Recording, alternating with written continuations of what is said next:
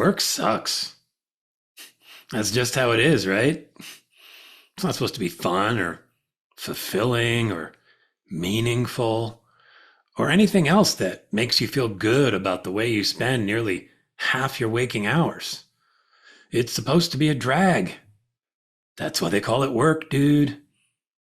Well, I call bullshit. It's total bullshit that work needs to suck. I've been working for almost 40 years, and I've seen good and I've seen bad, and I've seen good turn to bad fast. And we all know how ridiculous it is to just take it, to just accept that work is a thing that we must grind our way through, to accept that Sundays are for dread and distraction, to accept that who we are must be put on pause every week just to earn a paycheck. And yet we do. So many of us do.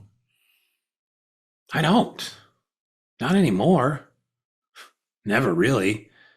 At least not since I was given a second chance at life. When my brother allowed doctors to yank one of his beautiful kidneys from his midsection and stuff it into my abdominal cavity nearly 30 years ago. It was an amazing gift, and I am forever grateful for it. But at age 23, it was also an early wake-up call that life isn't a given, and that tolerating our life, yeah, even the work part, isn't just annoying, it's disrespectful. So I worked my butt off to find a career that felt like me, and eventually I discovered advertising. And yeah, I mean, it is far from perfect, but it's always been a place where I could show up as me most days and not feel like I'd be penalized for it. Fast forward 27 years to the summer of 2023 when I started this podcast, and I'd learned a lot about what makes work for me. Big agencies, small agencies, holding companies, independents, chaotic cultures, collaborative ones, no asshole policies, and on more than one occasion, unfortunately, only asshole policies.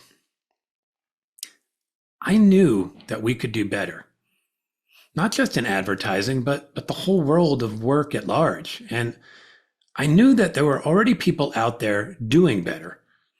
Heads of companies, coaches, consultants, random weirdos on LinkedIn sharing these bite-sized doses of book-worthy wisdom.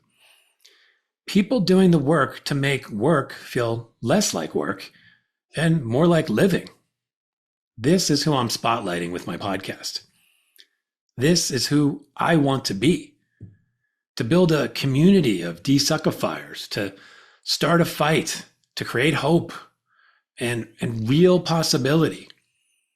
Not sugar-coated BS. If that's your jam, you are the worst kind of suck. The kind that causes people to lose faith that what I'm trying here is even worth a damn. It is. Because there really are real people already doing this stuff. It can happen. We just need to scale it. More of us need to give a shit and do what we can. Even if it's barely anything. It's better than nothing. We deserve this as humans. And if we're in a position to change things in any way, we need to think long and hard about why we're not. It's not an act of altruism to change. It's an act of self-preservation. Your business might die if you don't see the value in your people. And even if it doesn't, your soul might die, which I could argue is at least as important. No?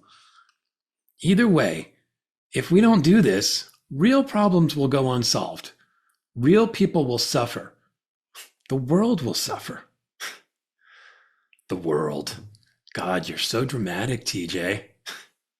Maybe. But did I mention that your business might suffer too? There's data to back that up. Just ask like half my podcast guests. Smart fucking people. And I cannot wait to speak with more of you. because I'm not foolish enough to think that I can do any of this on my own. I don't want to do it on my own.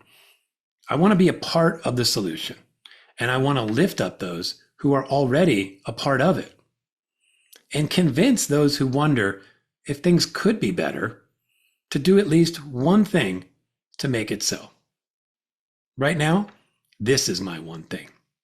It's the thing that motivates me as a coach, a podcast host, a creative, and an entrepreneur. As a person, to desuckify work. It's not just some catchy slogan, although it is pretty fucking catchy. It's my mission. I have to do this thing, or I'm not sure what else to do with myself thing. And I need help. Come on my show. Collaborate with me. Be my client. Be my coach. Like my cat photos.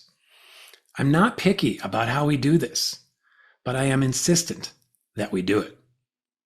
My phone is on. My inbox is uncluttered. My homing pigeons are standing by. Let's desuckify work together.